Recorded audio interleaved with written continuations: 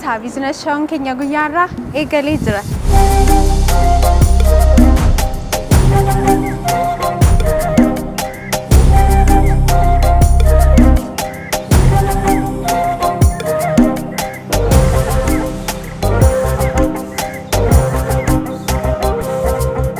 Akkuma beekamu sagantaa keenya keessatti dhaabbilee garaagaraa fi akkasumas namoota daldala garaagaraa keessatti hirmaatan itti milkaa'anii ittiin hojjechaa jiranii bakka hojii isaaniitti argamuudhaan isin biraan ga'uudhaan beekamna.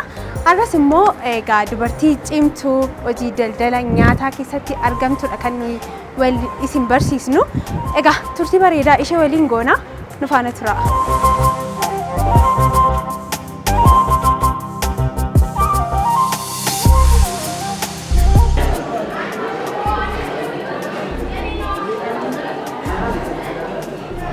Egaan kabajamtoota daawwattoota keenya har'a Masii Bullaa fi Shiroo bakka jedhamu mana nyaataatti argamnee jirra. Masiinis immoo bakkeetti argamti nasimatteetti haala bareedaadhaani. Amma immoo teenyee waan muraasa Masii wajjiniin kanaaf nutaa Masiin eenyudha akkasumas immoo hojii tajaajila akkamii mana kanatti akka isheen laattu sana immoo bal'inaan egaa Masii wajjiniin haasofna. Egaa Masii hojii har'a baay'ee namni sitti baay'atee jira. Ifama gaa hojiirraan si kaaseenillee. Maamiti har'a sirmaadhayyuu soomni qabamuudhaaf guyyaa 2-3 tafe waan ta'eef har'a maamiloota baay'een qabnu mana foonii deemanii guyyaa gaarii dhuftan maamilootni baay'ees warra. An garuu gaafuma norseen iyyuu hedduun soraadhe bakki ta'an illee hin jiru. Keessa isaas ilaalaan. Kan caalaa baay'ees jechuudha. Maaliif har'a mana foonii deemu foon immoo nu bira hin jiru. Kan keenya bullaadha, shiroodha, qincee aybii bullaa.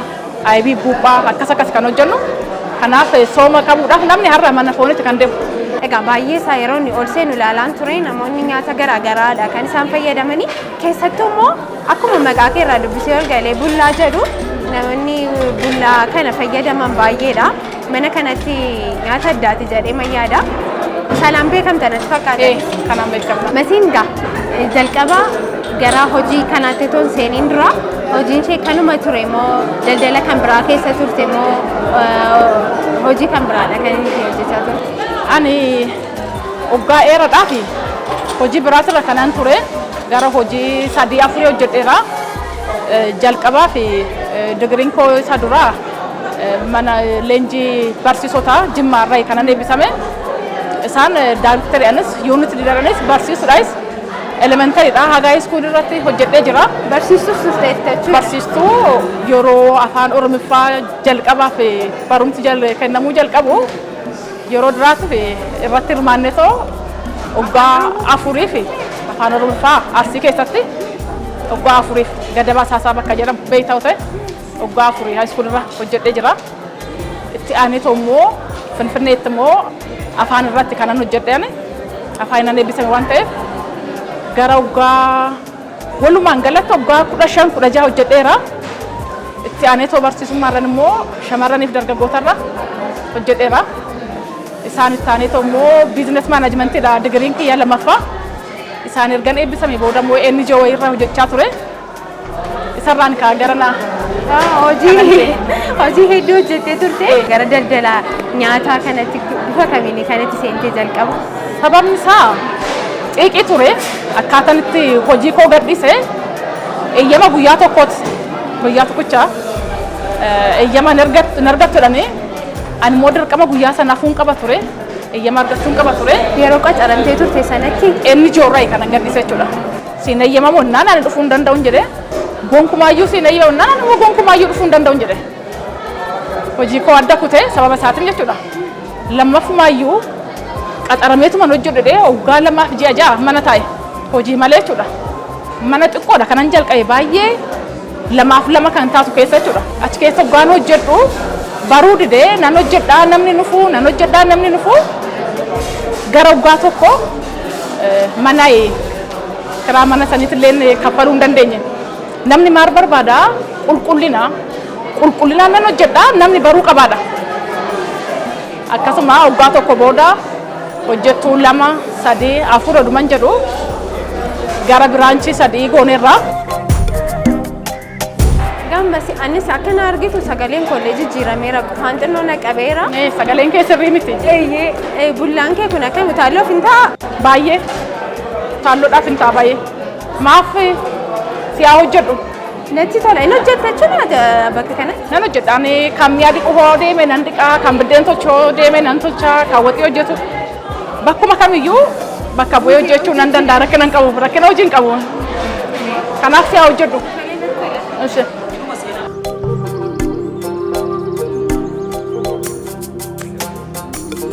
Special bullaadha kanas hojjedhu. Special bullaa kan jennu aybiin qaba. Buuphaan qaba.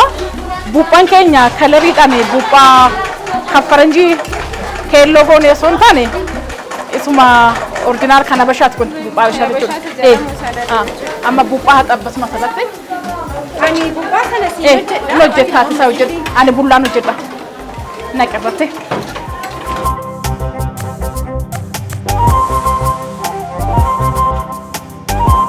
Kuni bullaadha. Jalqaba bullaa sana waliin makta jechuudha miti? Bullaa san qallifadheen erga raawwadhe booda aannan irratti naqa. Anisuma hin danda'u isa salphaasaa fudhachuu Hin ulfaatu.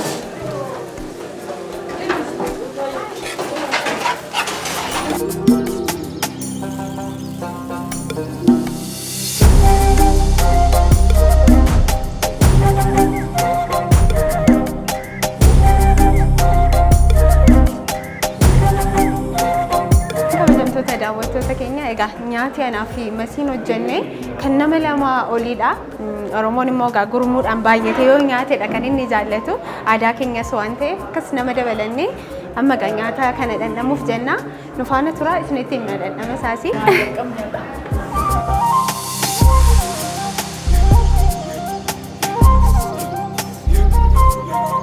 Kanarraa egaa lannatti fakkaata masi bullaa sanarraa.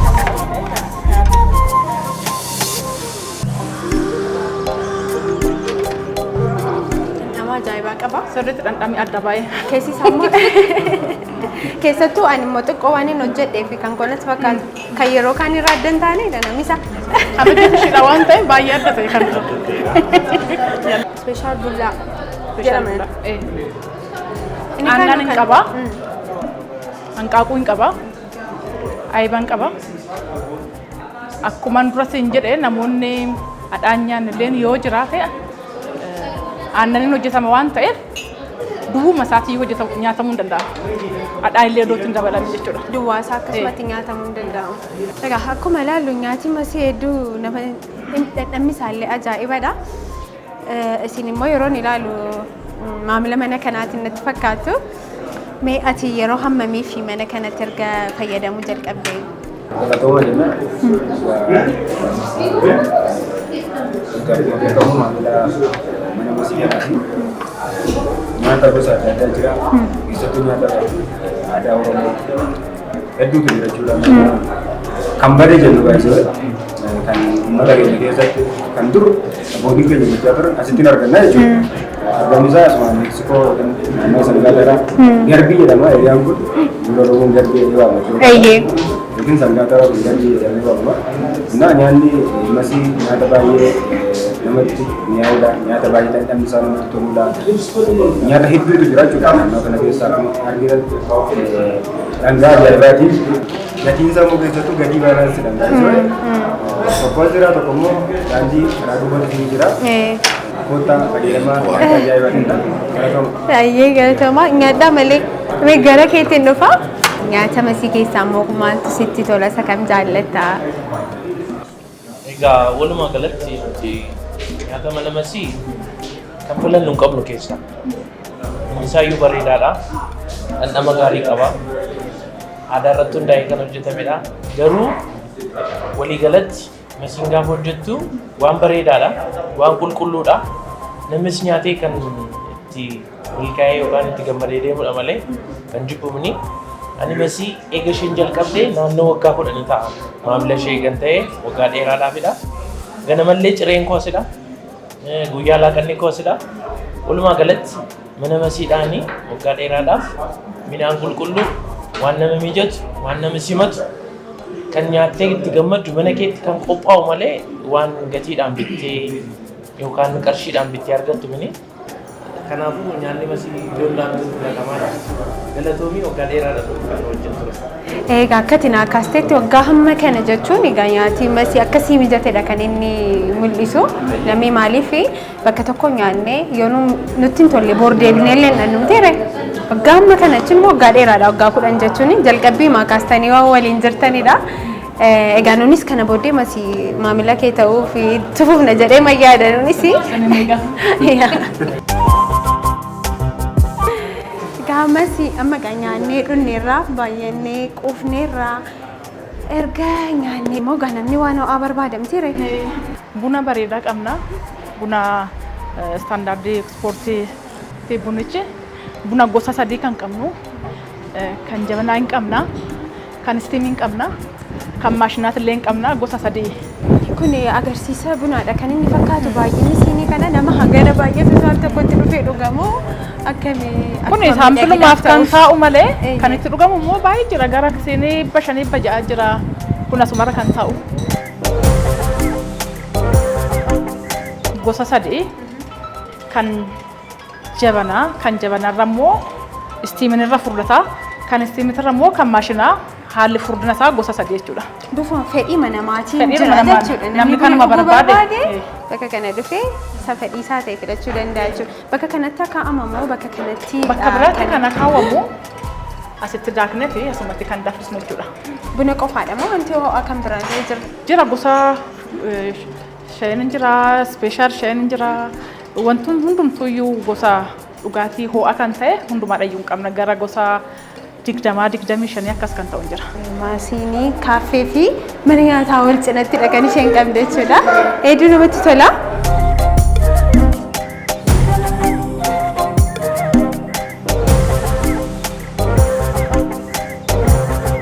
Gamasii har'a mana nyaataa keessa deemnee ilaalaa turre wajjinis nyaata hojjenneerra dhandhamneerra yeroo bareedaa dabarsineerra. Mee ati hojjettoota meeqadha kan of jalatti qacartee hojjisiisaa jirtu? Hojjennoon keenya baay'ee hedduudha. Baay'eedha. Kun biraanchii sadaffaadha.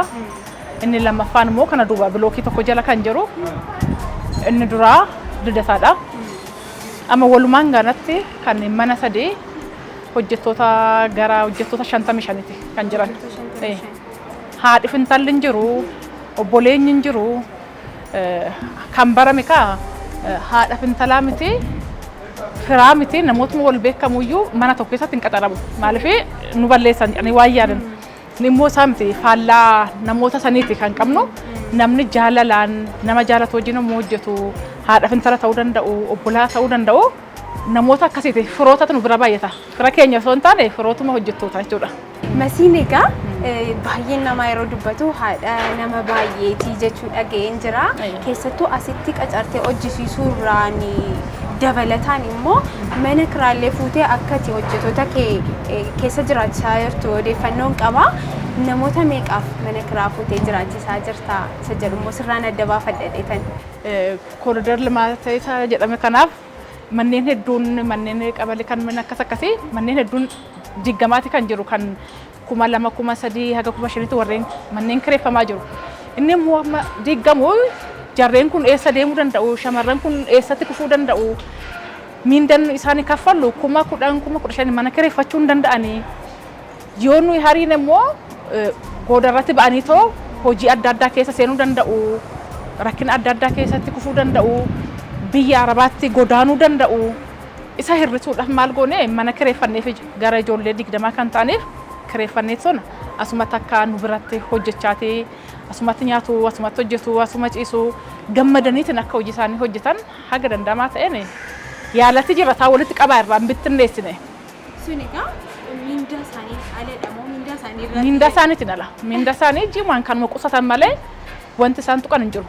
Haga argatan isaan kanuma ji'aan qusatanii bakki bultiin keenya kan nyaatan keenya kan dhiqatan wanti hundumtuu nu bira waan guutuudha kan haga shamarran 20 ta'u ijoolleen dhiiratis gara nama ijoollee 4, 3, 4 akkas dhiironnis hin jiru.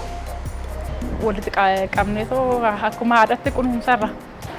Egaa ati masiin haadha ijoolleedha haadha maatiidha sanarratti dabalataan immoo egaa bakka sadiidha damee sadiidha kan itti qabdu bakka sadantu yoo argamteetu kan itti hojjettu yeroo baay'ee sana mee akkamitti wal bira cina deemsisteetudha kan itti hojjettu. Ni akkamitti seete anaaf hojiin kun salphaadha. Biraanchi sadii miti kudhanuyyuu hombane anaaf salphaadha. Maaliif salphaadha? Ijoollee hojjettoota nu biratti jiran kana akka lagaatti akka ijoollee alaatti miti kanan isaan laaluun. Akka ijoollee alaatti miti walumatti nan isaan leenjisaa bakka koo akka isaan bu'anii hojjetan malee hojiin ani guutumaan guututti wantoota ani beeku hundumaa isaaniif dabarsee nan kenna. Ani jiraadhus jiraachuu baadhus akkuma anaatti kan maamiloota kiyyalleen kunuunsan akkuma anaa isaaniitti kan hojjetan waan ta'eef babal'iseet illeen hojjedhe ani rakkina hojjettootaa hin qabu maaliif akkuma ijoollee kiyyaatti kanan isaan kunuunsu. Egaa ati dubartii cimtuudha gamanumaan si dinqisiifachuun barbaada. Masiin immoo akka isheen cimtee dhaabbattuuf maaltu ishee taasise isa jedhuu fi gara fuulduraatti immoo bakka itti ga'uu barbaadu numa jiraata jedhee yaada. Kaayyoon kee yookiin karoorri kee inni guddaan maalidha? Akkan cimu kan na godhe silas yaalee jira. Akkaataan ani itti hojii gadhiise xiqqii kana keessa kan na galchuu danda'e hojii sana immoo erga gadhiisee booda yoon hojjedhe akkan jijjiiramuu qabu akkan jijjiiramuu danda'u ofiif waadaa seene dura nan jijjiirama guutumaan guututti kanan lafa kaa'ee jechuudha. Kanaaf gara hojiitti seene eenyumtuuyyuu yoo dhugaa qabe hojjete waan qulqulluu yoo hojjette wanti hin jijjiiramneef tokko hin jiru. Maaliif akkumaan dura siin jedhe sanis maatiin kiyya wadhakkaan ala kan jiran akkaataa isaan itti cimanii hojjetan nan dhaga'a. Akkaataa isaan itti cimanii hojjetan san immoo biyya keenya keessatti yoon cimeetiin hojjedhe sababni an jijjiiramuu hin dandeenye tokko jiraachuu hin danda'u jechuudha. Shamarran warra alatti godaanuu barbaadan biyya Arabaatis biyya adda addaatis warra deemuu barbaadaniif akka isaan hin deemneef akka isaan cimanii hojjetan biyya keessa irratti cimtee hojjette eenyumtuuyyuu jijjiiramuu akka danda'u ragaan bahaa. Fuuldurattis immoo jijjiirame jechuu baadhus haga ta'e tokko jijjiirama nan qaba. Garuu kana boodas baay'ee bakka guddaa kan ga'u abdii guddaan qaba. Hojjettoota kiyya qabadheetoo jechuudha. Noon jijjiirame hojjettoonni kiyya sin jijjiiramu. Shamarran manatti jiran hafan baanii akka isaan hojjetan cimsaan jira. Isa inni ijoorraa yommuu hojjedhu sin jedha sanis shamarroota warra mana keessa jiran akkamitti akka bahanii hojjetan hojiitti akka isaan akkaataatti ba'an barsiisatti kan turre. Kanaaf nan jalqabe malee bakka barbaadu sana irra hin geenye. Egaa bakka barbaadu irra geessee immoo milkooftee deebinee akka wal arginu abdiin qaba. Bunni keessa si jalaan qabbana hin dhugi. Buna bareedaa, buna furdaadha. Baay'ee ani araada bunaa nan qaba. Buna kana baay'ee jaalladheera. Aannan si haa godhamu? Akkasumatti natti tolaan.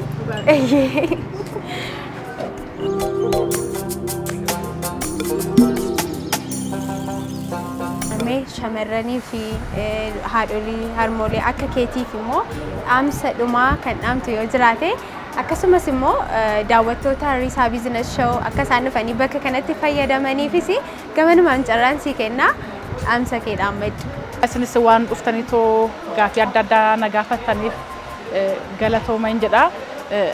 Shamarran mana keessa jiraniif shamarran hojii gadaanarra jiraniif hojii isaanii odoo hin gadhiisin ani durasitti nimne malee odumaan hojiirraa gara waggaa 15 hojjedhee sin jedheera. Hojii hojjechaati sanbataa fi sa'a 12 booda hojii adda addaa nan hojjedha dabalataan jechuudha. Meeshaa adda addaa nan qopheessaa, shiroo barbaree nan qopheessaa, biyya alaatti nan ergaa, uffata biyya alaatti ergamu, shiroo meedaa deemetoo qopheessisee nan ergaa. Hojumarraa tureetoo baay'een hojjechaati ture jechuudha nan yaala. Kanaaf shamarran nun gochuu nan danda'a, jijjiiramuu nan danda'anitoo gara hojiitti yoo seenan wanti hin jijjiiramneef tokkumaayyuu gonkumaayyuu hin jiru. Namoonni immoo gorsa barbaadan hoo jiran shamarran nun adda addaa biiroo adda addaati irratti jiru.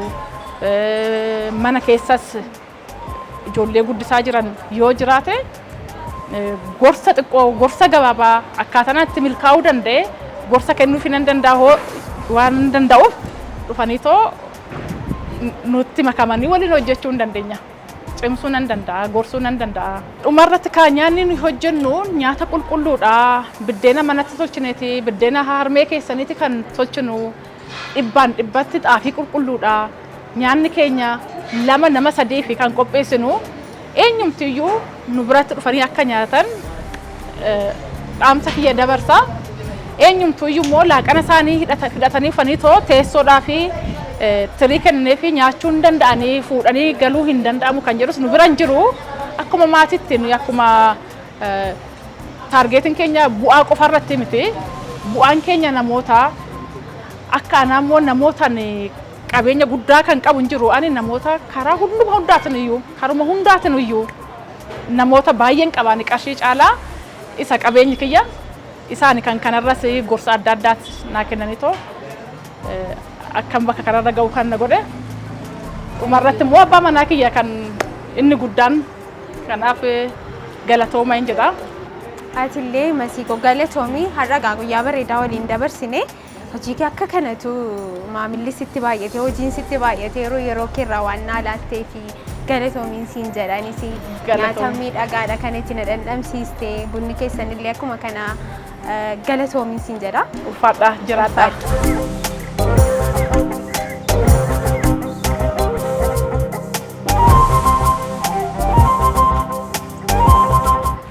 Kabajamtoota daawwattoota keenya egaa turtii nuti Masii waliin goone kana fakkaata ture.